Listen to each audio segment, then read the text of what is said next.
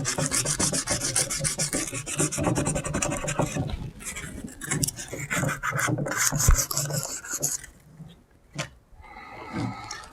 my name is Philip, and I've created a YouTube channel to hopefully help men with the battle of the lust of the flesh, specifically in the area of pornography. It's something that I've had to battle my life, and I've learned a lot of things over the course of that battle that I'm hoping to help other men have tips and things to help them in their own battle, and the hopes that they learn to walk out of the addiction that they may find themselves in. This deer there, I'm just fixing the antlers to it. My daughter shot it last year, and we've had hundreds of pictures in the summer of it, and in the course of the rut, which is the mating season for bucks. I'm assuming at that time, probably fighting with some other bucks that broke off some of the tines. So I'm just trying to get it back to its original condition.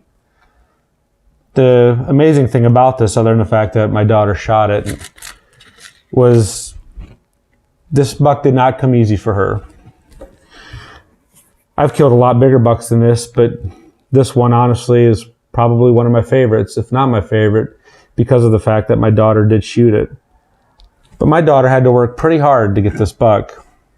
She's hunted for, I think, 3 years, and has had several mishaps. Has missed a couple times. I've made a couple mistakes trying to get her a deer, which is obviously kind of a bummer on my part that I would put her in that position and then kind of blow it for her. She's had a gun that misfired, deer right in front of her, and it misfired, and she didn't get it. And she was getting pretty discouraged, to be honest with you. And I was not discouraged so much, but definitely frustrated for her. I felt really bad because she'd put a lot of time and energy and effort into it, and hadn't gotten deer. And her younger sister goes out and shoots one. Her, if not the first night, the second night, she shot one and got a nice big doe. And basically what she had told me was, after we had hunted earlier this year, and I think it was in late November or maybe early December, I think, and she didn't get a deer. She actually missed one just before dark. She was getting pretty discouraged and said, "Dad, I don't know. I don't know if I want to do this anymore." And when she started hunting, boy, she had a drive. I'll tell you what, she had a serious drive. But it was starting to be threatened because she had had some bad experiences. And I said to her, "Honey, just do your best. Let's get through. Let's get you a deer. Let's persevere, get you a deer. And once you've got one, then make a decision. Was it that much fun? Was it that exciting? Do you still want to do that?" So she had agreed to that, and Ohio had a late second gun season, so I took her down for that. And we sat the first night, and this guy came out. We watched it for about 5 minutes, and it turned broadside, and she made a perfect shot on it, ran down into the woods, and boy, we were excited. Got the whole thing on video, and it was, like I said, I mean, unless you've done it, you can't understand the adrenaline rush. And then, of course, when your daughter does it, I was shaking so bad, like I had shot the deer. I think I was more excited than she was. But the reason she got this was because both her and I had a serious drive to get her a deer. Because of that drive and that desire that we had, we put in a lot of time, a lot of effort, a lot of energy, fair amount of money into trying to get her a deer, and finally it paid off, and was an incredible experience. And of course, after it happened, she had more of a desire to hunt than she's ever had. That's not so different with our battle with pornography as it is with her hunting and my hunting. Our success is very much determined based on our desire. The question for all of us is, do we really have the desire to get the victory over this addiction that we may have with pornography, the lust of the flesh? As I said in my last video, we all know it's sin. We're all ashamed and guilty when it happens, but it continues to happen over and over and over again, no matter how many times you tell yourself, this will never happen again, I'll never do this again, and yet we continue to do it. the first thing before we even get into videos of things that we can do to help in this battle, the first thing I would say to any of us is, do we really have the desire to get victory over this? I hear a lot of people say they do, but honestly, not very many of them actually do what is necessary because the desire is not really there. They may do a few things here and there, put up a few little boundaries that, of course, are not legitimate and they can actually cross when they want to. Their accountability might be there to an extent, but they can still get away with stuff if they really want to. And I've seen that over and over. I've done that myself, and it's never worked. Has never worked. I've helped people in other areas of their life, whether it's alcoholism or, marital issues or whatever, issues that they have in their life. And what it really all boils down to, for the most part, is, do they really have the desire? Because somebody who really has the desire for anything in their life, in most cases, they're going to obtain that. I like to hunt. I like to shoot big bucks. I've worked very hard to shoot some big bucks, and thankfully, I've gotten a few decent ones over the years. But it hasn't come without serious desire, and as a result of that desire, a lot of hard work to make it happen. Jesus said that if our eye offends you, that we're to pluck it out. He was saying that in the context of, if a man looks at a woman to lust after her, he's committed adultery in his heart. And he eventually goes into, if your eye offends you, pluck it out, because it is better to go to heaven maimed than to hell whole. What was the point Jesus was trying to make? Should I literally pluck out my eye?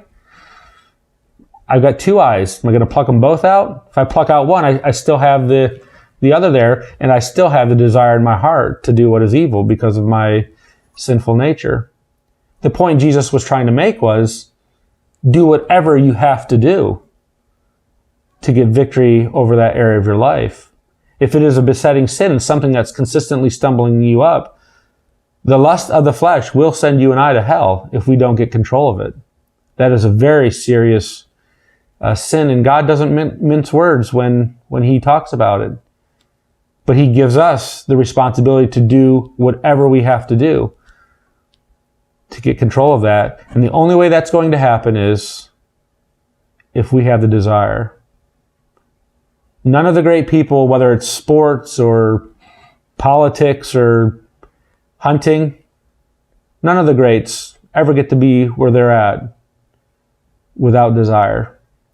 And so I want to ask you, examine your own heart. Do you really have the desire, if you're struggling with the addiction of pornography, to do whatever you have to do to get victory in your life? To find whatever avenue of help that you need to find, to put up whatever boundaries in your life you need to put up, to get whatever accountability you have, to possibly get rid of your phone. I see a lot of people that want to get rid of pornography, but they're not willing to get rid of social media or put up proper restrictions on their phone, or maybe get rid of Instagram or Facebook or whatever it is that they're falling on. See, we say that. It's easy to say that I have the desire. Oh, yes, I want to be free from the lust of the flesh. And we're ashamed and guilty every time that we fall. But then we don't do what we are supposed to do. The question is, for you and for me, are we willing to do whatever it is we need to do? Only you can answer that in your heart. I can tell you what I see. I see a lot of people that do have some desire, but not enough to fight this battle properly. This is not a battle that you're going to fight where you will win it, be victorious, sustained especially, by fighting it haphazard.